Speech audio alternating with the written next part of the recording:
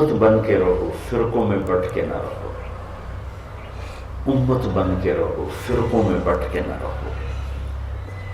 اتنا دہشت گردی کی تباہی نہیں جتنا فرقہ واریت کی تباہی، اتنا دہشت گردی سے ملک تباہ نہیں ہو رہا جتنا فرقہ واریت سے تباہ ہو رہا ہے، کہ ایک دوسرے کو سلام کرنا چھوڑ چکے ہیں، ایک دوسرے کے جنازے پڑھنا چھوڑ چکے ہیں، ایک دوسرے کے پیچھے نمازیں پڑھنا چھوڑ چکے ہیں، حتیٰ کہ بیت اللہ میں جا کے نماز نہیں پڑھتے کہ نہ دے پیچھے ساڑی نماز نہیں ہوندی۔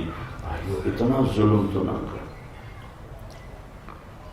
جو مکی دین کوئی نہیں تو وقت کتھے، جو میرے نبی کے مصلی پر اگر ایسا آدمی کھڑا ہوا جن کے پیچھے نماز نہیں، کچھ تو اپنی عقل استعمال کرو۔ ممبر پہ ہر بیٹھنے والا صحیح نہیں بول رہا۔ میرے دیس کا یہ ناسور ہے کہ میرے دیس کا ممبر بھی بک چکا ہے، سارے نہیں، 5 انگلیاں برابر نہیں ہیں، 5 انگلیاں برابر نہیں، 5 انگلیاں برابر نہیں ہیں۔ اللہ کے نیک بندے ہیں تو ہمارا دیس آباد ہے، دنیا آباد ہے، لیکن آگ بھڑک رہی ہے، بھڑک رہی ہے۔ میں پچھلے 15 سال سے اس کو بول رہا ہوں، ارے بھائیو امت بنو، اپنے عقیدے کو اپنے سینے میں رکھو، اسے اپنے سینے سے لگا کے رکھو، لیکن اوروں کے لیے نرم گوشہ پیدا کرو، اوروں کے لیے محبت کا پہلو رکھو، اپنے اوپر کوئی لیبل نہ لگاؤ سوائے امتی کے کہ ہم امتی ہیں، ہم اللہ کے نبی کے امتی ہیں۔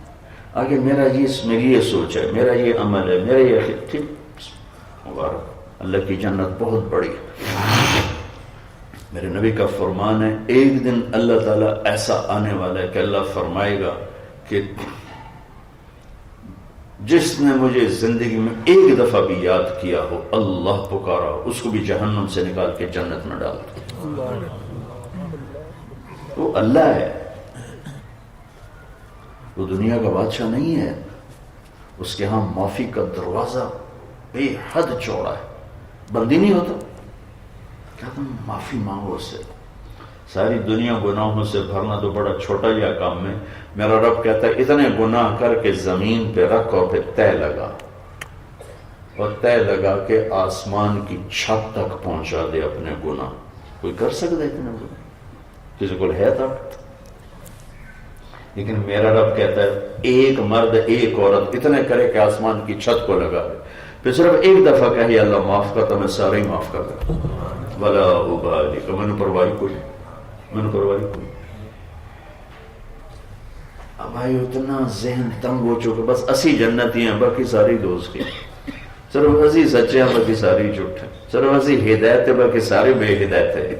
بھائیو اتنے کریم رب سے واسطہ ہو اور اتنے مہربان رسول بیچ میں سفارشی ہوں تو بھائیو نا امید ہونے کی کیا بات؟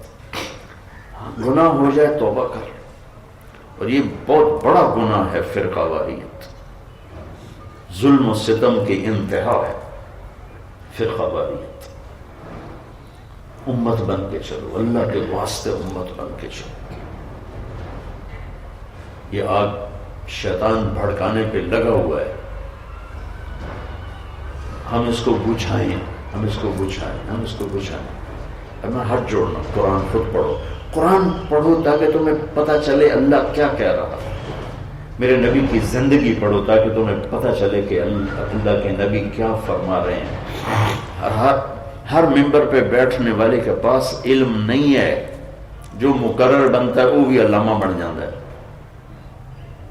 اکثریت جاہل پیر ہیں، وراثتی پیر ہیں، اکثریت، میں سب کی نہیں کہہ رہا ہوں، اکثریت وراثتی پیر ہیں، کچھ پتہ نہیں۔ ممبر پہ بیٹھنے والے خطیب ہیں، علم جن کے پاس علم ہے وہ آج بھی اعتدال کے ساتھ چل رہے ہیں، وہ بریلوی ہوں، دیوبندی ہوں، سنی ہوں، شیعہ ہوں، جن کے پاس علم ہے انہوں میں آج بھی اعتدال ہے۔ بھائیو میں ہاتھ جوڑتا ہوں، اس آگ سے نکلو، اللہ کے واسطے نکلو، امت بن کے چلو، امت بن کے چلو۔ میرے نبی نے عبداللہ بن ابی جیسے کا جنازہ پڑھا تھا، منافق، سردار منافقین کا جنازہ پڑھا دیا اس کا۔ حضرت عمر کھڑے بھی گیا، رسول اللہ تو منافق ہے کیوں پڑھا رہا؟ تو عمر پیچھے ہٹ گیا، میرے اللہ نے مجھے یہ نہیں کہا کہ نہ پڑھ، مجھے کہا ہے پڑھ یا نہ پڑھ میں معاف نہیں کروں گا، میں پڑھتا ہوں شاید معافی ہو جائے۔ تو نبیوں میں رحمت اللہ کا پانے والا مرادیں غریبوں کی بدلانے والی، بندن دیش کے دل میں گھر کرنے والا، غریبوں کا والی، یتیموں کا مولا۔ تو نیت کر دو نا سارے بھائی کہ امت بن کے چلیں گے، ٹھیک ہے نا؟